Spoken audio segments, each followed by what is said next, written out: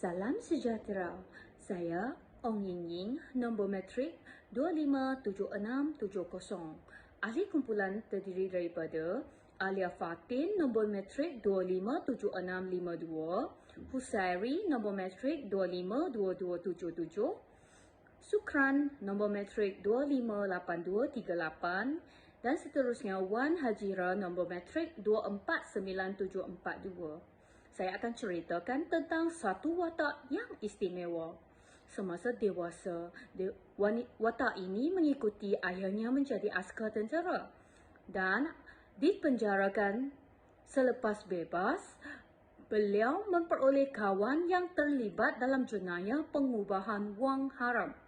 Malangnya, kawan beliau telah meninggal akibat membelot. Watak tersebut akhirnya menjadi seorang pembunuh. Selepas semua kejadian, watak Chris ini menjadi juru audit yang mahir. Akan tetapi, selepas mendapati sebuah kes penyelewengan, mesti wujud sebuah kes pembunuhan. Begitulah ceritanya. Sekian, terima kasih.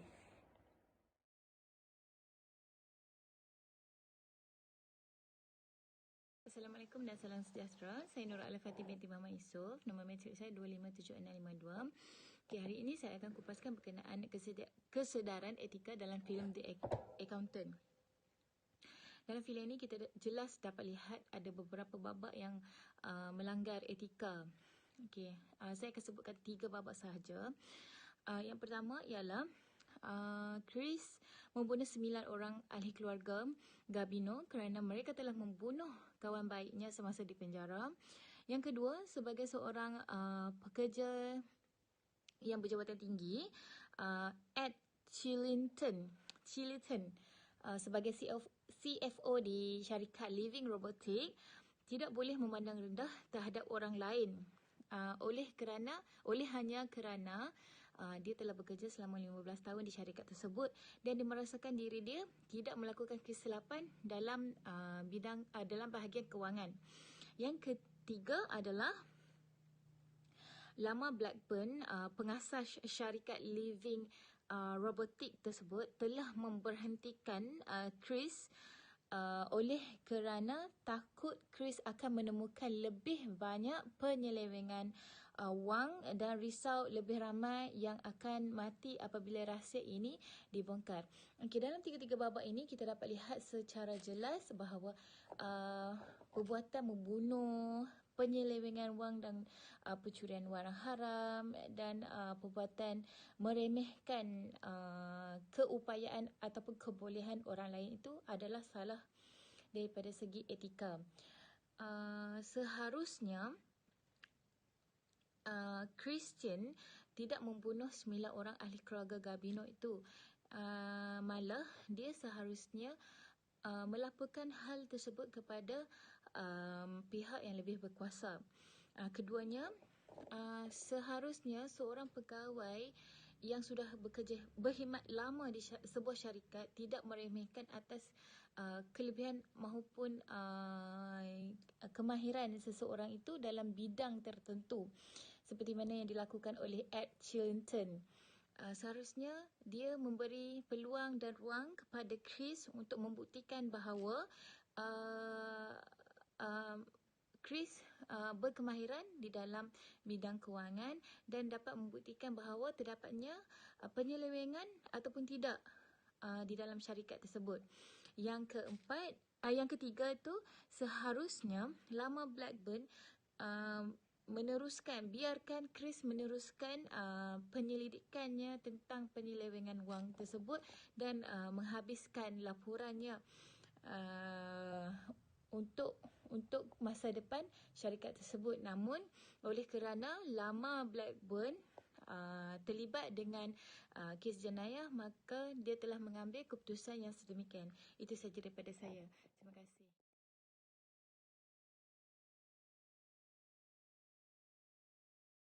Assalamualaikum warahmatullahi wabarakatuh. Saya Muhammad Syukran bin Muhammad Ribi. ID saya 258238.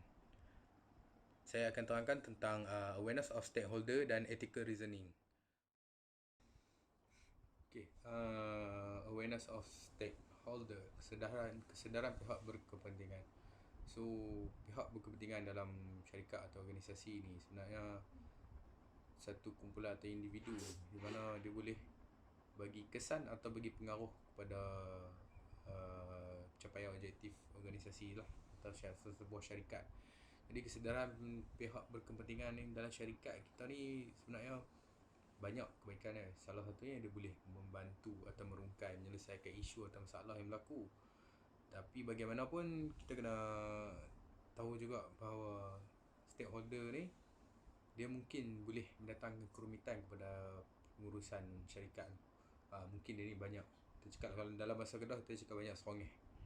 So dalam cerita yang kita tengok ni, The Accountant ni ada satu plot di mana syarikat robotik yang canggih ni dia melantik seorang auditor daripada luar lah, individu. Yang memang individu ni nama dia Christian tapi dipanggil The Accountant. So jadi dia ni dilantik dan dibayar oleh syarikat tu, oleh dipilih oleh stakeholder syarikat tu dan juga kerani kewangan syarikat tu untuk siasat dan cek apa yang berlaku, ke mana duit RM61 juta tu hilang. So jadi pengurus syarikat berkenaan secara diamnya, secara dalaman tidak setujulah dengan keputusan yang dibuat stakeholder atau CFO dalam company tu. So secara diamnya pengurus company tersebut dia ambil tindakan untuk membunuh atau dia nak menutup kes, dia nak mendiamkan kes benar yang berlaku. So dia ambil keputusan untuk membunuh stakeholder dan juga kerani kewangan tu kalau dalam filem ni yang kita tengok. So banyak pula cerita dalam ni, tapi saya terangkan yang mana berkaitan dengan apa yang saya perlu jelaskan. Jadi saya jelaskan secara ringkas lah ini. Okay. So The Accountant ni dalam filem ni juga orang yang dikehendaki oleh pejabat penguatkuasa pembendaraan dalam filem ni. Dia ni kira agensi penguatkuasa pun cari dia, nak siasat dia. So agak rumit cerita ni untuk kita faham. Jadi so kita kena ingat lah apa yang dilakukan pihak berkepentingan di syarikat. Sebenarnya dia pengurus tu dia nak menguntungkan syarikat, dia nak ambil satu untung besar dengan menjual saham syarikat. Bagaimanapun cara dan matlamat tu, matlamat tidak menghalalkan cara. Ya, kita kena ingat benda tu. Okay. So bagi saya ethical reasoning ni stakeholder pilih untuk mengambil auditor luar untuk menyemak dan memeriksa statement syarikat berkenaan adalah jawapan yang tepat dan memang yang benar sekali lah. Sebab kalau kita nak guna orang dalaman sana untuk buat audit, belum tentu benda tu sahih atau boleh kita cakap benda tu tepat. Sebab mungkin orang dalaman ni mungkin boleh terima rasuah, terima suapan ataupun hadiah untuk menutup kes yang berlaku ni. So itulah memang sebab-sebab yang kukuh, salah satunya yang itulah guna pihak luaran untuk siasat benda ni. Okey, setakat itu saja penerangan saya. Saya serahkan kepada kumpulan saya lain untuk penerangan yang seterusnya. Sekian, terima kasih.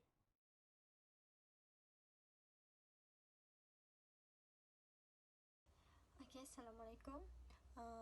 Dalam part ethical reasoning, iaitu etika penakulan, dia sebenarnya bergantung kepada kita punya pemikiran seseorang tu. Sebab apa? Sebab benda ni melibatkan tentang etika kita punya cara pemikiran cara kita menerima sesuatu maklumat tu. Okey. Selain itu, penakulan etika ni sangatlah penting dalam pelbagai organisasi maupun dalam perniagaan. Sebagai contoh, filem The Accountant ni dia menunjukkan seseorang tu iaitu yang memegang watak Christian Wolf yang sangatlah beretika dalam menjalankan dia punya tugas dia. Sebab dia ni seorang yang autism. Jadi orang yang autism ni selalunya dia akan bertindak dengan cara dia yang tersendiri. Dia akan bertindak dengan apa yang tugas yang diberikan, macam tu kita bagi, macam itulah yang kita akan dapat. Okey, dalam filem Accountant ni dia menunjukkan ada berlaku sikit dia punya part yang menunjukkan nilai-nilai etika dan isu-isu yang timbul, iaitu kita boleh tengok part yang beberapa pihak berkepentingan dalam syarikat merasakan terdapat isu yang timbul mengenai akaun bank yang dinyatakan secara tidak jelas. Jadi orang yang pegawai kewangan kat situ, dia pegawai kewangan kat situ secara tak langsung dia upah audit yang orang luar, dan untuk orang luar tu untuk menyemak syarikat. Seperti yang kita tahu. Okey, dalam cadangan etika pula, saya boleh nampak dalam kisah The Accountant tu, Christian Wolf ni adalah ahli falsafah yang sesuai dengan watak dia, iaitu autism kan. Autism ni orang yang yang boleh berfikir secara cara dia je. Maksudnya dia, orang tak boleh faham dia, dan dia pun tak boleh faham orang, macam tu. Tapi orang autism ni selalunya dia ada kelebihan masing-masing. Macam Christian Wolf ni, dia tak faham apa yang orang lain fikir, tapi dia mempunyai kelebihan dalam matematik. Dalam task yang kalau kita bagi task kat dia, dia boleh buat dengan baik. Okey, dia merupakan watak yang paling penting dalam tu. Dia secara tak langsung dia telah menerapkan etika yang ditetapkan dalam organisasi. Jadi dia yang autism pun boleh ada etika dalam tu. Jadi kenapa dalam orang lain tak boleh ikut kan? Okey, berbalik pada filem The Accountant ni, kita boleh nampak The Accountant ni menunjukkan seorang accountant tu mempunyai tanggungjawab yang unik untuk memberikan pelanggan perkhidmatan profesional sambil menyampaikan penilaian sebenar mengenai etika dalam perundangan. Okey, cadangan etika yang boleh saya terjemahkan untuk selesaikan masalah yang dihadapi dalam filem The Accountant tu, cadangan dia ialah salah satunya integrity, iaitu kesabaran yang diceburi. Integrity ni memerlukan accountant yang bersikap jujur, berterus terang dalam maklumat pelanggan. Selain itu, accountant harus menyekat diri dari keuntungan atau kelebihan peribadi menggunakan maklumat sulit. Selain itu juga kita boleh cakap tentang cadangan saya yang kedua, iaitu bercakap tentang syarikat perakaunan tersebut perlu mengembangkan kod etika atau tingkah laku accountant. Peraturan etika dan tingkah laku itu memastikan semua accountant bertindak secara konsisten. Kalau contoh, accountant tu bergerak secara sendiri, dia perlu check balik, semak balik apa yang perlu dia buat sebagai dia seorang accountant. Jadi dia ikut tak prinsip yang orang lain boleh terima ke tak, cara prinsip yang dia buat tu. Okay, itu salah satunya. Yang ketiga iaitu sebagai dalam filem The Accountant, bagi saya kita perlu ada objektif dan kebebasan, iaitu accountant ni, Christian Wolf ni mestilah bebas dari konflik kepentingan dan hubungan perniagaan yang dipersoalkan semasa menjalankan perkhidmatan perakaunan ni. Kegagalan untuk tetapkan objektif dan berdikari boleh mengganggu kemampuan dia untuk memberikan pendapat yang jujur mengenai maklumat kewangan syarikat. Mungkinlah dia seorang yang jujur, tapi ada pihak-pihak lain yang cuba untuk potong dia, maksudnya untuk tak bagi dia cakap tentang tu. Jadi daripada situ dia tidak mempunyai kebebasan. Kita boleh cakap dia tu tidak mempunyai kebebasan, sebab kebebasan tu merupakan satu nilai etika yang sangat penting bagi seorang juru audit.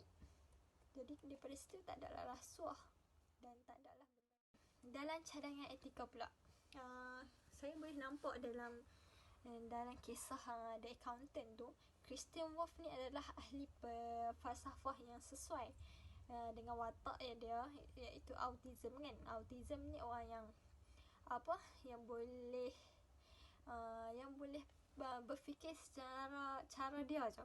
Maksudnya dia, orang tak boleh faham dia, dan dia pun tak boleh faham orang, macam tu. Tapi orang autism ni selalunya dia ada kelebihan masing-masing. Macam Christian Wolf ni dia tak faham apa yang orang lain fikir, tapi dia mempunyai kelebihan dalam matematik. Dalam task yang kalau kita bagi task kat dia, dia boleh buat dengan baik. Okey. Dia merupakan watak yang paling penting dalam tu. Dia secara tak langsung dia telah menerapkan etika yang ditetapkan dalam organisasi. Jadi dia yang autism pun boleh buat, boleh ada etika dalam tu. Jadi kenapa dalam orang lain tak boleh ikut kan?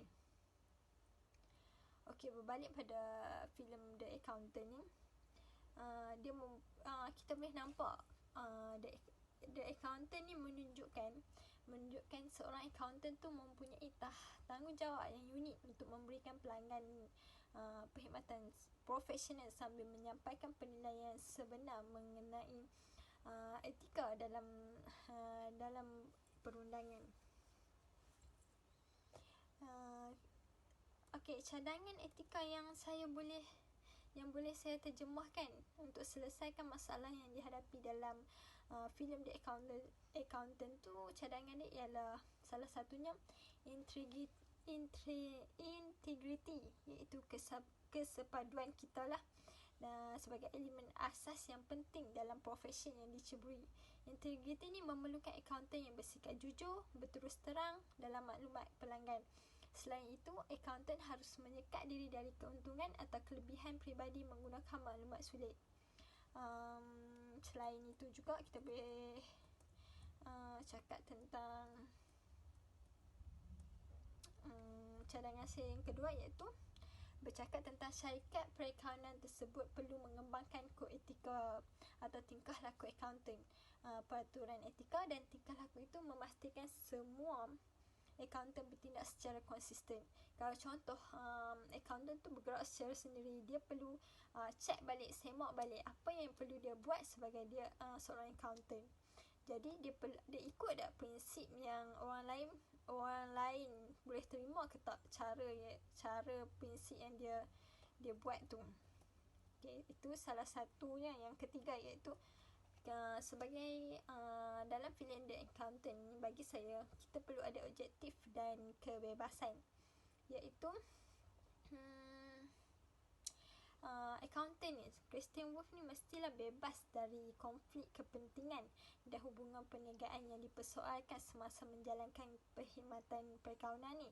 Kegagalan untuk tetapkan objektif dan berdikari boleh mengganggu kemampuan dia untuk memberikan pendapat yang jujur mengenai maklumat kewangan syarikat. Mungkinlah dia seorang yang jujur, tapi ada pihak-pihak lain yang cuba untuk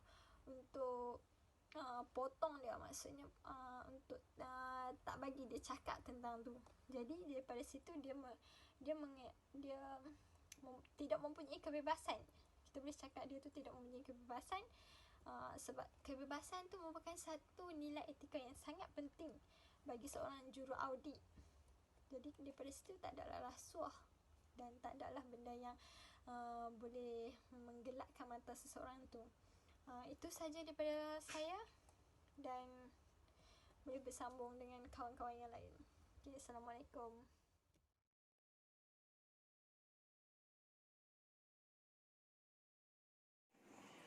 Assalamualaikum. Nama saya Muhammad Ushairi, 252277. Kumpulan saya telah memilih filem The Accountant sebagai tugasan berkumpulan, dan saya mengambil part untuk ethical making decision. Okay, dalam filem The Accountant ni kita dapat mesej berdasarkan daripada watak yang dilakukan oleh Ben Affleck. So sedikit sinopsis berkaitan filem The Accountant ni. Ben Affleck ni dia merupakan seorang lelaki yang berbakat dengan number dan bekerja sebagai accountant. Dan apa yang menarik juga, pelakon utama filem ini adalah dia mengenai autisma. Okay, dia adalah penganiaya dan membunuh beberapa orang dalam filem ni. Tetapi kita mesti lihat kebanyakan orang yang mengalami autisma ini tidak mempunyai kebolehan, tapi dalam filem ni kita lihat dia mempunyai kelebihan lah. Okey. Seterusnya terdapat beberapa adengan-adengan yang memerlukan pelakon ini membuat keputusan lah. So kenapa dia buat keputusan? Okey, so kesimpulan dari filem yang saya lihat ini, the filem The Accountant. Pertama, kesimpulan yang saya dapat buat ialah consistent description lah. So consistent description ni adalah menggambarkan tradisi etika di mana penerangan diterapkan dan menjawab pertanyaan besar bagaimana kita, contoh bagaimana kita harus hidup, soalan-soalan yang kita dapat tentukan bagaimana kaedah, cita-cita, kumpulan yang kita cari sepakatlah. Dia lebih kepada orang cakap macam apa yang kita misi atau tujuan lah kita buat tu lah. Biasanya ia adalah pendekatan praktikal untuk urusan etika yang diperhatikan dalam kehidupan seharian orang biasa lah. Okay, seterusnya kesimpulan yang saya buat dapat dari filem ni adalah avoiding right vs wrong. Okay, dalam filem ni kita boleh lihat contoh skrip saya betul dan anda salah dan anda melakukan apa yang saya katakan. Ini biasanya disebut absolutisme moral. Penegasan semacam ini disokong oleh paksaan, adalah asas dari banyak autoritis dan sangat sering menyebabkan kekerasan. Okey, tetapi kita juga harus berhati-hati dengan keterbalikannya, relatif moral mutlak yang hanya menolak konsep etika sebenarnya dengan menyatakan bahawa tidak ada perkara yang benar lah. Seterusnya kita dapat lihat dari segi right versus right lah. Ini pandangan praktikal yang sederhana adalah bahawa etika menyeimbangkan betul berbanding benar. Jika ada perselisihan yang ingin kita dengar, maka setiap pihak mesti memihak. Okey, namun ini mengendalikan berapa inti moral individu yang mesti mengenali betul dan nasib. Jika tidak, kita tidak memiliki dua individu yang menegaskan betul dan memerlukan pertolongan etika. Okey, contoh yang kesimpulan lain yang saya dapat dari filem ini adalah environment or context. Okay, environment and context ni lebih detail lagi adalah apabila persekitaran atau konteks memiliki beberapa status dalam keputusan seperti etika ekologi. Dikatakan ada etika yang terletak dan ini sama dengan etika substitutional mengenai keputusan tunggal yang tidak mungkin berulang lah. Okey, asas untuk membuat keputusan etika ataupun asas untuk membuat ethical making decision lah ada beberapa faktor. Pertama, pengaruh keluarga. Kedua adalah community.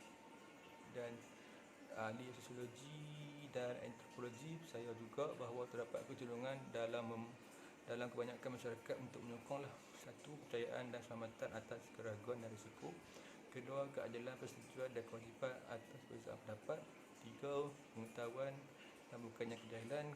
Keempat, kepercayaan dan kejujuran kerana berbohong. Lima, bertentangan dengan budaya yang dianggap jahat. Okay. So itulah yang saya dapat daripada filem The Accountant.